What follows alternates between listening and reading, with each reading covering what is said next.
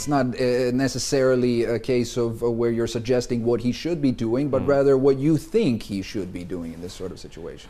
Well, what I see, as far as I can judge, what I see that he is actually doing, and what I do fully support, is he's trying to construct a national resistance against this terrorist attack, which is a terrorist attack directly against his government.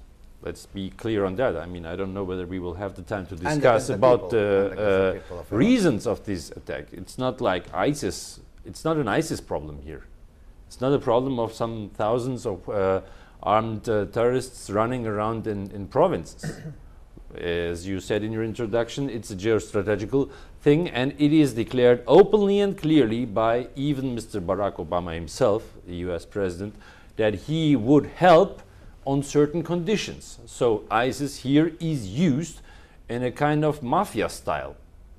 If you want my protection against this threat that you're facing, well, then you will have to fulfill certain conditions, which are named openly as well as the founding of a certain kind of Iraqi government. Let me stop you right there, because you bring up a very interesting point, and we will come back to the Americans and the Iranians and all of the other regional players, but I want to put... Well, just look at what states are using it. What states are capitalizing on the advance of the ISIS? Who is using the threat of ISIS to march towards Baghdad, true or not, exaggerated or not, or what states are even exaggerating it via their media? Above all, it's the US and Israel. Let's be clear on that, that this is part of the general plan of dividing Iraq into now 3 parts with the Sunni territory, and in short term influencing the Iraqi government. It sounds like fact. Let's look on the history of this, of these terrorist organizations. You named it. It started with the so-called, that was the historical Cold War concept of green belt around the Soviet Union, which erupted then in Afghanistan, and then it came closer to the Near East, and it's always heading towards the nation states which are somewhat resisting certain Western concepts. Well, let's be clear. The Shia axis, the resistance, isn't that right? No. The opposite. No, I do not agree with it. In practice, the Shia axis is like the one attacked, but the attack is not against what is Shia axis. The attack is against what is resisting Western interests. That's a difference. That means, for example, if you tomorrow have a different government in Turkey that does not comply with what the West proposes, then it will be attacked as well. And Turkey is not a Shia country. So therefore, Shia axis is a wrong description of the problem. And Afghanistan, as far as I know, is not a Shia country. Turkey, what's Turkey's role here exactly? Well, Turkey has been supporting ISIS in Syria. That's known by everybody. And Turkey the Turkish government, let's say, I would separate that, because there is no popular support for ISIS or nothing.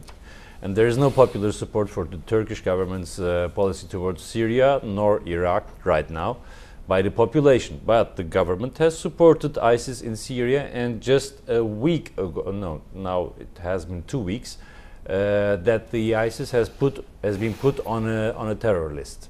Meanwhile, yesterday, Al-Nusra was taken off that list officially, which Al-Nusra is Al-Qaeda, by the way. Yes. Yeah, which is interesting. The conventional Qaeda. Which is conventional Qaeda. ISIS is the neo-Qaeda. Yeah, the neo-Qaeda, which is, it's interesting that Turkey take out Al-Nusra, Al-Qaeda from their terrorist list. It's really interesting. The Turkish government basically, in my judgment, plays the role of the prolonged arm of the coalition of Saudi Arabia and Israel here. Why like this? Because we have a very dependent economy on capital imports. We are not an oil-rich country, so we have deficit balances. We receive frequent investments from the Gulf countries, above all from Qatar and from Saudi Arabia.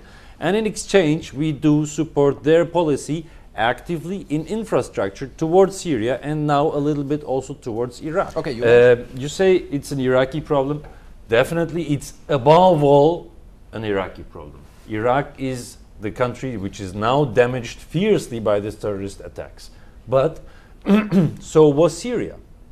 And so to a much lesser degree, also Turkey. We also had, remember, terrorist attacks connected with these groups in Turkey.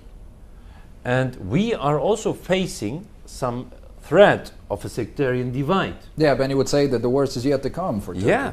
So this is a problem of all of us. And this is a problem that will unite us. This is a problem that we have to solve. I mean, we should also talk about solutions. We should also offer your audience solutions, or at least what we think what is the solution, besides of accusing this or that, parliament or government, all this.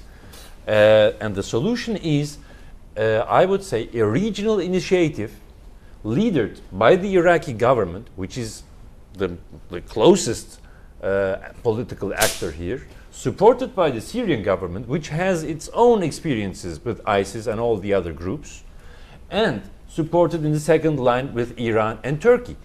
What can Iran and Turkey do here? Above all, I would talk about Turkey. Cut off the lines. We know that ISIS oil and ISIS money and ISIS personal supply, and in part also weapons, come through the Turkish border. They used to come to Syria. I guess they are now passed through Syria to Mosul and wherever.